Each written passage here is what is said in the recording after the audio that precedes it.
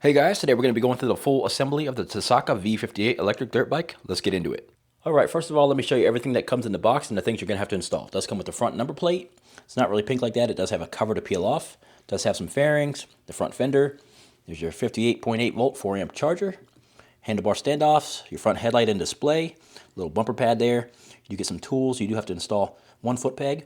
It does come with the manual, but these are a little hard to follow sometimes. There's your rear shock hardware and keys, and we will put on that front tire as well. Normally I might assemble this bike in a little bit different order, but today I'm going to do it in the order they show in the manual. Alright, before we assemble the bike, let's take a look at the toolkit they give you. Let's see what's inside here. This is usually some basic tools. Let's see what we get. Alright, there is some wrenches, some Allen wrenches. Looks like there's a little socket here as well.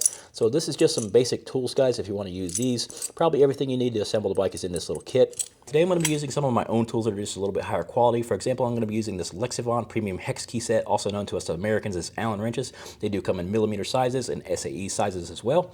They do come in a little plastic holder that swings open so you can get the Allen wrenches out, no problem. They do have the standard hexes on this side, and they do have the little ball hexes on the other side. This is for getting in little tight spaces. So if you are looking to upgrade your old Allen wrench set because they're all rusty or you can't read the numbers anymore or anything like that, you might want to take a look at this Lexivon set. They do have the smaller sizes as well, 1.5 millimeters, 2 millimeters, 0.05, 16th of an inch. So the smaller sizes are in here as well.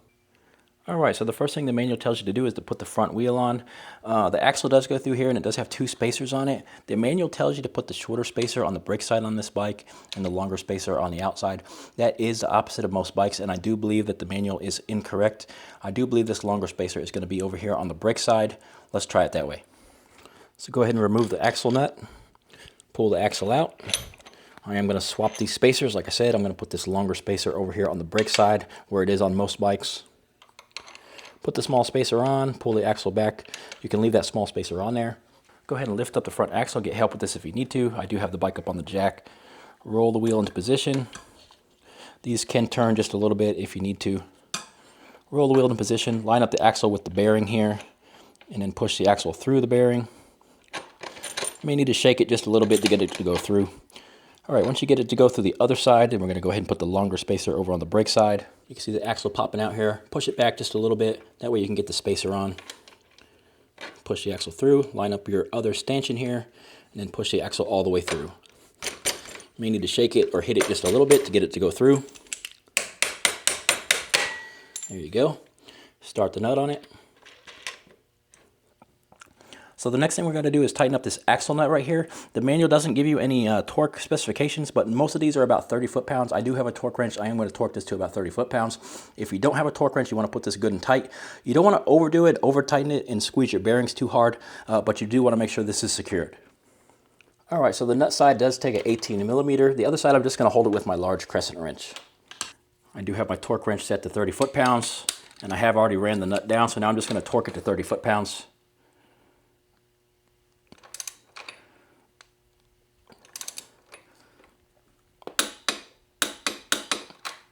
There we go. Alright, there is a little small plastic spacer right here in between the brake pads that needs to be removed. You're going to pull that out, but you're not going to be able to pull that out of there until you get this little small plastic spacer out of the front brake lever. They have installed this in the front brake lever to keep pressure on the brake pads. So you need to remove this little keeper first before you can pull out that plastic piece. Let's go ahead and install this brake caliper now. You are going to put the brake rotor in between these 2 brake pads right here. So go ahead and slide this over the brake rotor. Line up the 2 holes here.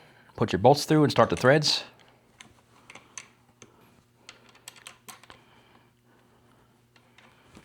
These are 8 millimeter bolts. Go ahead and tighten these down.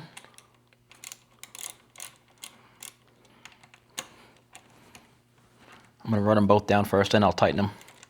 Alright, now go ahead and snug them up. Alright guys, just as I thought, the instruction manual actually is wrong for the bike, and the long spacer definitely goes over on this brake side. So even though the manual tells you to put the short spacer over here, it's the long spacer that goes over here. As you can see, that's operating perfectly. The front brake line is going to get tightened up right here in this bracket, so go ahead and pop it into place there. But you might want to get it on the handlebars first because the front brake lever is not installed on the handlebars yet. So I'm not going to tighten it up just yet. Okay, the next thing the manual is going to have you do is install this front fender. There are 3 bolts installed right here. You do need to remove these so we can install this front fender. Looks like these are going to be 5 millimeter bolts. Go ahead and remove these 3 bolts.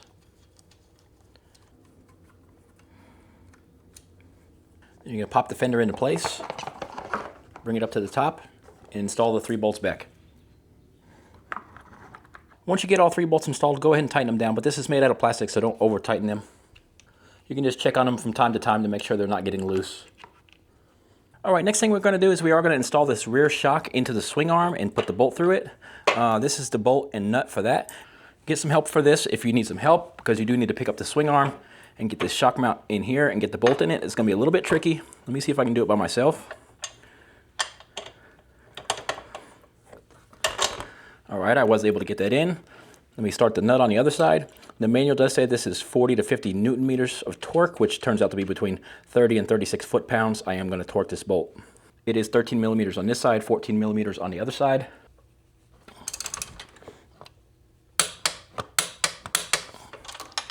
Alright, that's all torqued. Alright, next thing the manual actually has you do is remove this little bracket right here. You're going to remove these 2 bolts, and then we are going to mount this on the number plate using this little bolt right here. You may need to adjust this bracket up or down to get your proper fitment. We'll figure that out when we put it on. For now, I'm just going to snug it up right here in the middle. This next step, I'm going to do a little bit out of order from the manual. They actually show you installing the headlight next, but I'm going to go ahead and get these handlebars together so I can get all this stuff organized. You will need to loosen the 2 bolts on the brake lever right here so you can slide it over the handlebars, and you might need to loosen the 2 bolts right here on the throttle so you can get that over the handlebars as well. This is why I want to go ahead and get this out of the way, because sometimes these are a little tough to get on. You do need to stretch this out quite a bit to make this fit. Put your brake lever over. You got to pull it pretty tight to get it over. And then you're going to go ahead and get your throttle organized and get that on as well. There you go. You'll be able to adjust the position of the brake lever and the throttle and then tighten it down in a position that's good for you. For now, I'm just going to put it in a similar position to the other side and tighten it down a little bit, just to hold it in place for now. Make sure your throttle goes all the way on. It does fit up against the brake lever. Alright, that's how everything looks for now. You can adjust the brake levers after you get them installed up here on top of the tree. Alright, now we're going to install this front number plate and the headlight. They do get mounted using the same mounting holes right here on the handlebars, so you are going to mount these 2 together. One thing I noticed is you don't want your front brake line to be underneath this bracket. You want the front brake line to be over the top, so make sure your front brake line is over here to the side when you install this. Okay, there are 2 pins on the bottom of the front number plate. They are going to get inserted into the 2 holes on the top of the front fender. In the end, your front brake line is going to be routed through this little slot right here and through this hook right here. Before we put this front number plate on, let's plug our headlight in. The plug for the headlight is right here. Just line up the plug and snap it in place. There you go. Now we can put our front number plate here in position. We are going to line it up with the 2 holes on the top, and we are going to line up the 2 holes on the headlight as well. Then go ahead and start your 2 bolts back into place.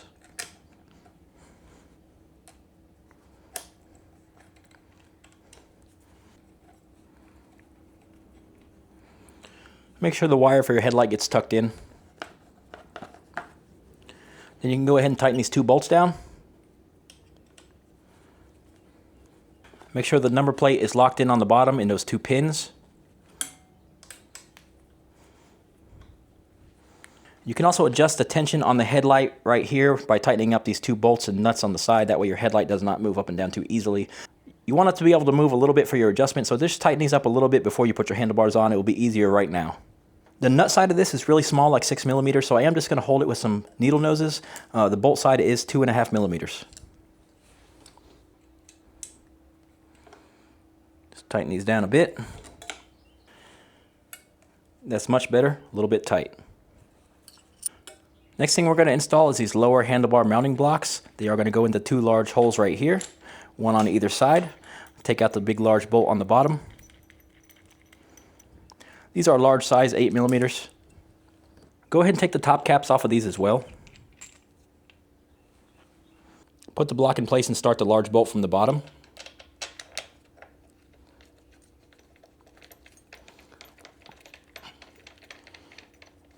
You're just going to kind of want to run these down and then pre-tighten them just a little bit. You want them to have a little bit of movement until you get the handlebars installed. Then you're going to do the final tightening at the end. Just going to tighten them down just a little bit. Make sure your wiring is organized here, as well as your front brake lever. The front brake lever is going to go behind the number plate over here. Let's get that in position right now. Set the handlebars down in the blocks here. Then you can start your top caps.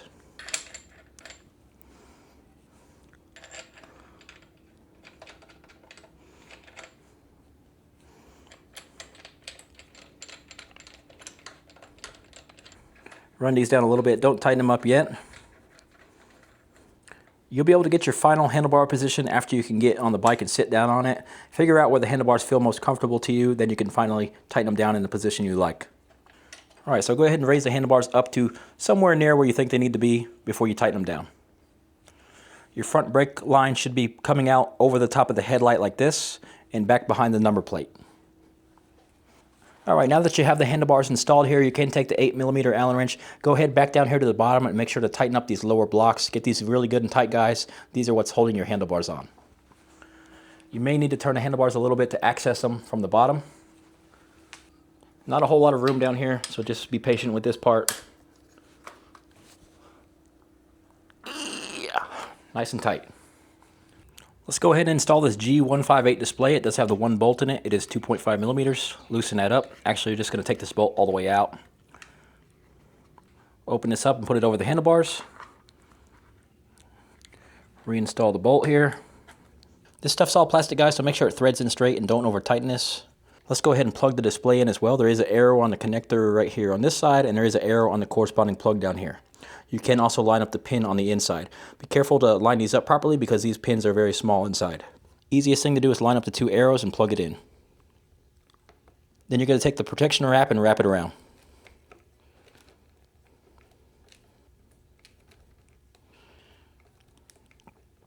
Get the display in the position you want and do the final tightening. I do believe I'm going to have to move my brake lever over just a little bit so I can bring my display over.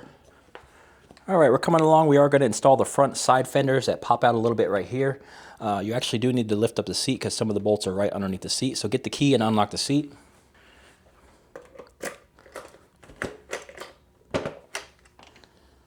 All right, so this front side fender is going to get mounted under this bolt here, and this bolt here.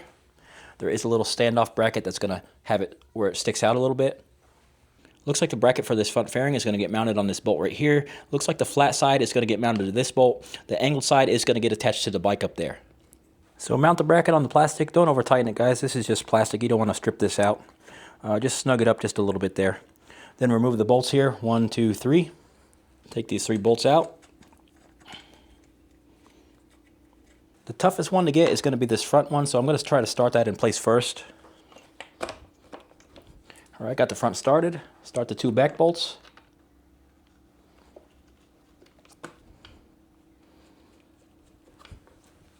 Then go ahead and tighten down the 3 bolts. Don't overdo it, guys. You don't want to crack your plastics. Just snug them up. And you are going to do the same thing on the other side. If you haven't noticed, all the plastics on the bike actually have a little cover on them. You do need to peel these little covers off to reveal the yellow color. Otherwise, they have kind of a little pink look. Just go ahead and peel these plastics off. That's pretty much all the plastics on the bike have these covers. Pretty easy to get off though.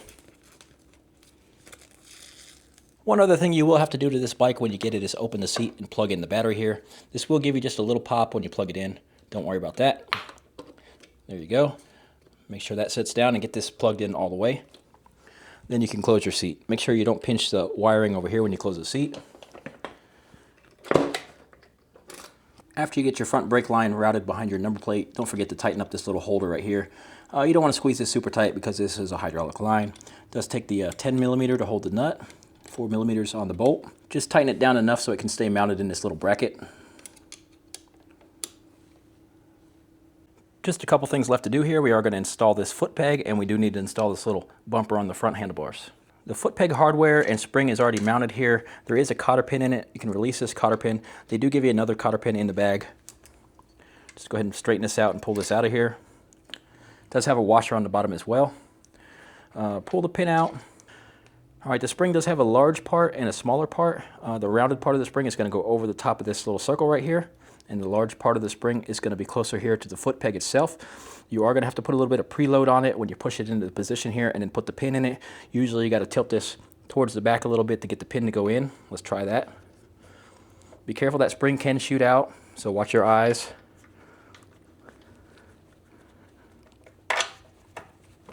There you go. And it will be spring loaded towards the front. If you can't figure that out, the other peg is already installed, so go ahead and look at the other side if you need a little bit of clarification on where that goes. Of course, when you put the cotter pin in, you are going to then bend it into position like this. You want to wrap these around and make sure they're not pointing towards anywhere that can scratch you, because these are pretty sharp. Use a pair of needle nose to pull these together. And try to position it to where it's pointing towards the inside. That way it's not going to hook on your leg or anything and scratch you. Alright, this front bumper pad does come with the zip ties installed like this, but that's not the way they go, guys. They actually, let's take these out. They actually go through one hole on the back, out the other side like this, and then they're going to wrap around the handlebars right here. So go ahead and start the two of them through. You're probably going to want to have the locking sharp side away from you towards the front. That would be best. You're going to position it like that, then you are going to wrap the zip ties around. Get the bumper in position and pull the zip ties tight. Like I said, I prefer to have the sharp part up here towards the front, so that way it's not going to scratch you under here.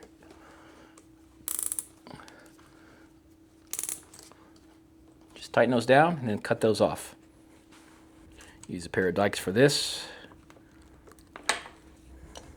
And then you will be able to push those down even farther around the front. There you go. Alright, the Tasaca V58 is fully assembled. This is a pit bike sized bike with the 1412 wheel setup. I am 6 foot tall with 32-inch inseams. This is a compact bike, but let me show you how I do fit on it. Easy for me to step over. Let me sit down here. Alright, that's nice and soft. Got a soft suspension in the rear, soft suspension up front, and I'm actually liking this seat. It does have a nice cushy seat on this one, guys. Alright, let me put the key in it and fire this thing up. Put this kickstand down. Got 3 pedal assist modes. This is how the bike sounds. Back brakes over on the right. This is a fast bike, guys. I can tell by the sound of it. A lot of power on this one. Alright, guys, that's a full assembly of the Tasaca V58. Thanks for watching.